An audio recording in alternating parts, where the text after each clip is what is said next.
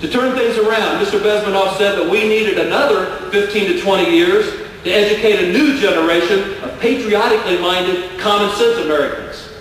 Unfortunately, he was saying these things in the 1980s. And instead of 15 to 20 years of educating patriotically minded, common sense Americans, we've had another 25 years of the demoralization process. So now another generation has been educated to believe that America is the cause of most of the world problems. Melting polar ice caps, world poverty, AIDS epidemics in Africa, drug violence in Mexico, and terrorism worldwide. It's all America's fault. Capitalism is evil, and the government should take from the rich to give to the poor. These are the lessons that 2 generations now have been taught in this country. I mentioned that Bezmenoff explained that ideological subversion is a 4-stage process, and I don't want to spend a lot of time talking about each stage. But let me just quickly mention the other 3 and see if you recognize any of this in our society today. The stage after demoralization is destabilization. This stage takes only 2 to 5 years. And what happens here is we see the influence of Marxist-Leninist ideas in key areas such as economy, foreign relations, and defense. The 3rd stage is called crisis. Bezmenoff said it may only take up to 6 weeks to bring a country to the verge of crisis. So what do you think? Did the rapid financial meltdown of 2008 qualify as crisis?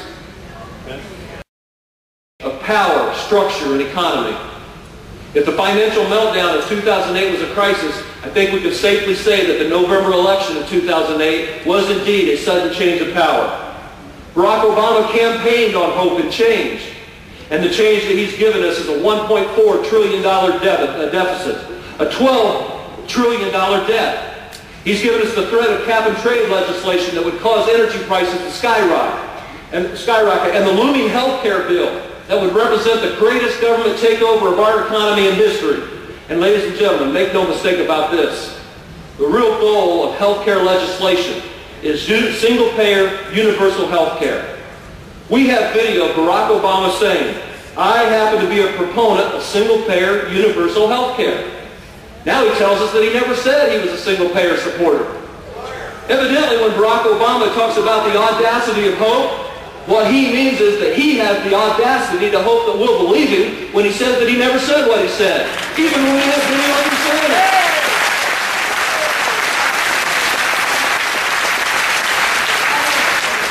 So I don't know about you, but it seems to me that we certainly are in a period of sudden change of power, structure, and economy. What we see in our society today is pretty strong evidence that Yuri Bezmenov knew exactly what he was talking about. And that being the case, we'd be wise to consider what else he had to say in terms of what it would take to turn this country back around. And the first thing he said is that we need to return to traditional moral values. Now, for our friends who want to start shouting separation of church and state, he didn't say to try to force anybody to convert to any religion. He did not say to create a theocracy. We've never had a theocracy in this country. But we've also never until recently seen the attacks on traditional morals that we're seeing now. This country was founded on Judeo-Christian values and upon the principles based upon those values. And as Bezmenov once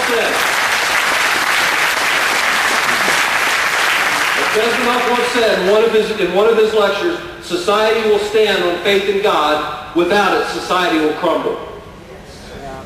In addition to returning to moral values, Bezmenov said we also need to promote patriotism, work ethic, and all traditional national values. He said we need to elect responsible, not charismatic leaders. And finally, he said that we need to educate ourselves and to understand the real danger from the socialist state that we're now facing. Ladies and gentlemen, I would say that it's not going to be enough to educate ourselves to the danger. We're going to have to also educate our friends and our neighbors so that they too understand the danger. For example, how many of our friends and neighbors do you think knew before the last election that Barack Obama was endorsed in his 1996 run for the Illinois State Senate by an openly socialist political party? Or that many of his mentors and advisors and political supporters are self-declared socialists and communists? These are documented facts. Facts that nobody in the mainstream media wants to report, but they're documented facts just the same. Someone once said that the definition of insanity is to continue to do what you've always done and expect different results. Ladies and gentlemen, we cannot continue to do what we've always done. We have to return to traditional moral values. We have to educate ourselves, our families, friends, and relatives, so that they too understand the danger that we now face. We cannot continue to elect the same leaders that we've always elected just because we recognize their last name or because they can give a good speech. We have to look at what they've actually done in office.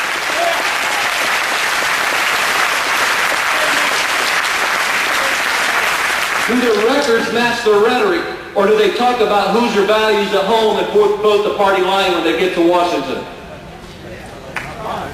We can no longer allow disingenuous politicians to betray us with false promises that they have no intention of keeping. If they've truly been representing our values and our will, then by all means, put them back in office. But if not, it's time to show them the door and to elect someone who has the courage and the integrity to truly represent our will and our values.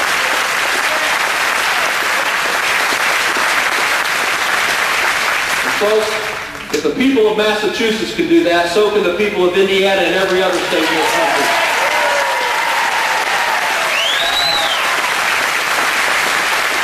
We have to build on the momentum that's been generated so far by the Tea Party movement, because it's easy to get excited about a cause for a short period of time. It's much more difficult to endure the hard work that follows, but endure we must until the battle is won.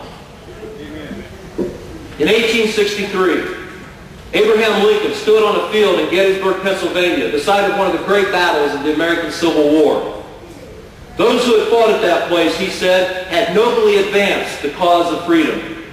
And it was up to those still living to highly resolve that those who had died advancing that cause shall not have died in vain.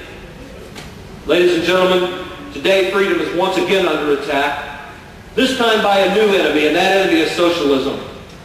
The battle rages on, not with guns and cannons, but with ideology and legislation foreign to the American way of life.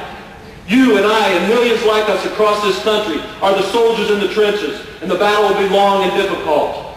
It won't be won next week or next month or next year, but we can gain small victories day by day. And we can gain a tremendous victory when we vote next November. But even then the battle will continue. It'll continue through the 2012 elections and probably beyond. Ladies and gentlemen, the work has already begun. Over the course of our history, more than 1 million Americans have died to advance the cause of freedom. It's up to us, again, to highly resolve that those who have died advancing that cause shall not have died in vain. And that, in the words of Abraham Lincoln, this nation, under God, shall have a new birth of freedom, and a government of the people, by the people, for the people, shall not perish from the earth. Thank you very much.